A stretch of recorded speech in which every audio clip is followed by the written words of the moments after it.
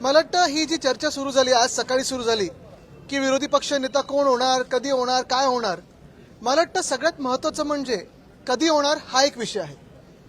महाराष्ट्रासारख्या राज्यामध्ये एवढं निवडणुका झाल्यानंतर निवडणूक आयोगाच्या आशीर्वादानं बहुमताचं सरकार बसलेलं आहे आणि तरी नेमकं कोणाला घाबरतायत हे, कशाला घाबरतायत हे?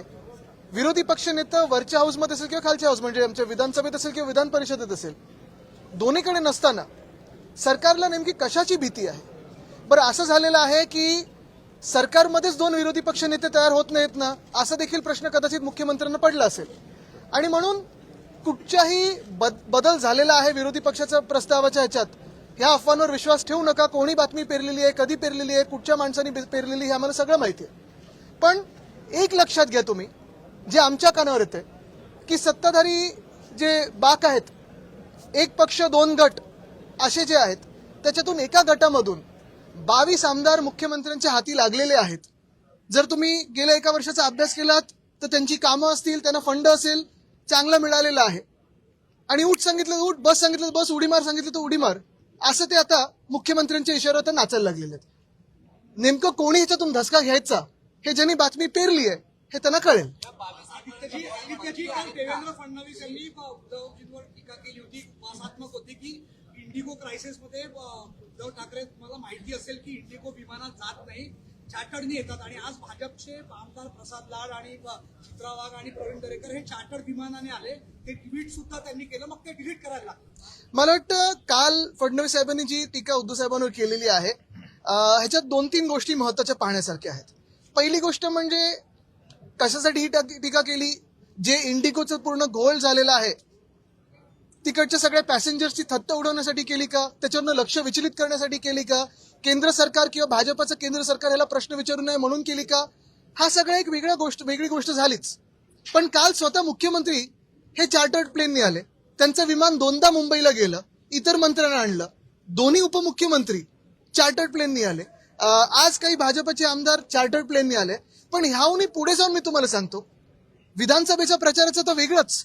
आत्ता सगळ्याच्या नगरपंचायत आणि बाकीच्या निवडणुका चालू आहेत, तेव्हा एक मुख्यमंत्री आणि 2 इल्लीगल उपमुख्यमंत्री, म्हणजे पद ती खरं ग्राह्य पकडू शकत नाही, हे कुठच्या हेलिकॉप्टरने फिरतायत? की इंडिगोनी फिरतायत, स्पाइस जेटनी फिरतायत, एसटी पकडून फिरतायत, गाडीनी तरी फिरतायत का?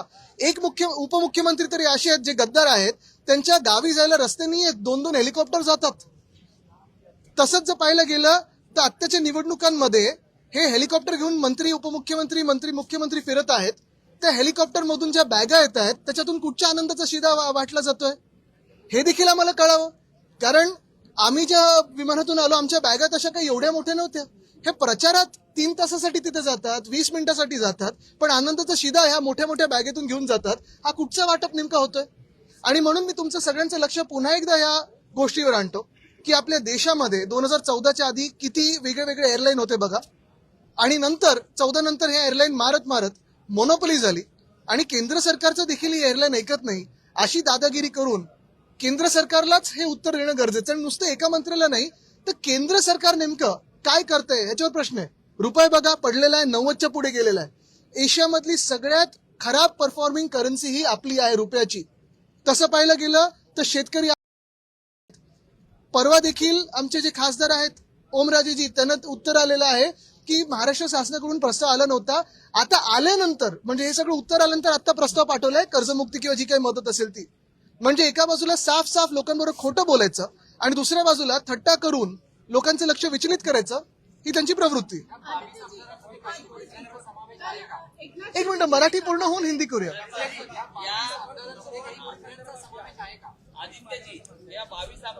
एक मिनिट, हे करून इथे येतो. काय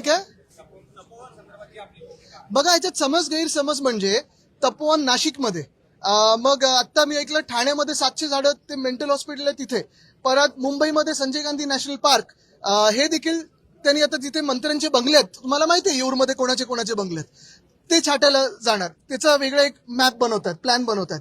तसंच पाहिलं तर आपल्या नागपूरमध्ये इथे अजनी वन, ते देखील मारायला चालले होते. मी मंत्री असताना ते थांबवलं होतं, तरी भाजपचे लोक ते कापायला मागेच आहेत. अरावली, जे राजस्थान, गुजरात, हरियाणामध्ये आहे. प्रत्येक ठिकाणी या देशभरामध्ये आपण पाहतोय जिथे जिथे पर्यावरण काहीतरी वाचलेलं आहे, तिथे ते पर्यावरण नष्ट कसं करायचं हे भाजपला बरोबर माहिती आहे. मग हायवे बोगदे वगैरे विकासाच्या नावाखाली विनाश कसा करायचा हे माहिती आहे. तसंच पाहायला गेलं तर ताडोबा अंधारीच्या मध्ये जे कॉरिडॉर आहे तिथे मायनिंग आम्ही बंद केलं होतं. मायनिंग कशाला सुरू करताय तुम्ही तिथे? मेळघाटची वाट लावायचं कशाला हात घालताय? वेस्टर्न घाट्समध्ये सह्याद्री जो आपला पूर्ण पर्वतमाळा आहे तिथे देखील ना मायनिंग सुरू करायचंय. एकंदर कुठेही पर्यावरण चांगलं ठेवायचंच नाही, जगू शकतच नाही कोणी, अशी परिस्थिती करून ठेवायची. 22 आमदारांमध्ये ज्या 22 आमदारांचा आपण उल्लेख केलेला आहे किंवा त्यामध्ये काही मंत्री आहेत, त्यांना नेमकं कोण लीड करत आहे? बघा त्या 22 आमदारांमध्ये मी असं कोणतरी व्हाईस कॅप्टन म्हणून स्वतःला म्हणतात सुद्धा, यांचे काय उद्योग धंदे चालतात हे मला माहित नाही.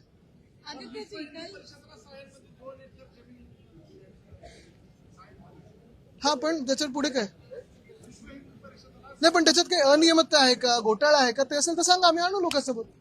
सर एकनाथ शिंदे जी का कहना है कि विरोधी पक्ष स्पीड ब्रेकर का काम कर रहा है, हमारा पैर एक्सीलरेटर पे रहता है, उसके बाद भी प्रोजेक्ट्स की धीमी गति क्यों है? बिल्कुल, क्योंकि इनका पैर एक्सीलरेटर पे रहता है लेकिन आंखें पैसों पे रहती है, रास्ते पे नहीं रहती है. इसलिए तो हमें स्पीड ब्रेकर गतिरोधक बनना जरूरी होता है.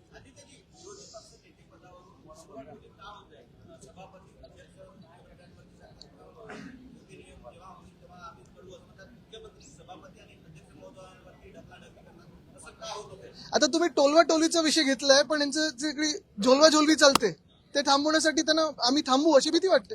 दिवाळी अधिवेशन 2 महिन्याचं घेण्यात यावं असं नाना पटोले यांनी मागणी केली आणि एक मिनिट. जाधवांनी त्याला दुजोरा दिला आहे, पण अध्यक्षांनी किंवा मुख्यमंत्र्यांनी याकडे पाठ फिरवली. हो, कारण थंडीच नाही तर ते हिवाळी अधिवेशन तेव्हा सुरू होईल. पण गंमत जरी बाजूला ठेवली तरी एक महत्वाचं आहे, जे आत सगळी चर्चा होते, अर्थात बीएससीच्या चर्चा बाहेर करत नाही कोणी, बरोबर आहे. पण ते आपण पाहतोय, म्हणतात 7 दिवसाचं, चर्चा आहे 5 दिवसात उरकतील.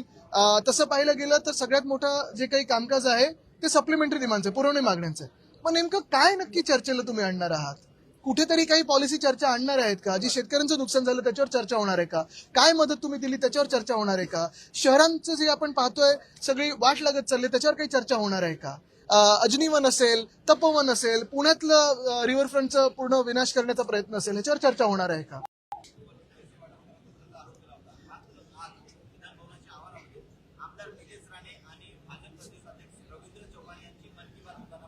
बघा, मी त्यांच्या अंतर्गत विषयावर बोलणार नाही, पण शिवसेना ही एकच आहे आणि शिवसेना उद्धव बाळासाहेब ठाकरे पक्ष हा एकच आहे. बाकीचा मिंदेगताबद्दल त्यांना शिवसेना बोलणं योग्य नाही. त्यांनी सगळं चोरलेलं आहे. काय सांगाल म्हणजे ह्यांनी आता जाऊन शेतकऱ्यांमध्ये बोललं पाहिजे की जे त्यांनी निवडणुकीच्या आधी वचनं दिली होती ती कधी पूर्ण करणार. आपल्याला आठवत असेल, इकडच्याच अधिवेशनात उद्धव साहेबांनी मुख्यमंत्री झाल्या कुठेही निवडणुका समोर नजरेत नसताना देखील शेतकऱ्यांसाठी कर्जमुक्ती ही जाहीर केली होती. कर्ज माफी पण आम्ही बोलत नाही, मुक्त बोलतो आम्ही, माफ गुन्हेगाराला करतो. पण हेच सरकार, भाजपचं सरकार आणि सोबत जे गट आलेत ते आता थट्टा उडवतात शेतकऱ्यांची आणि सगळ्यांची. धन्यवाद.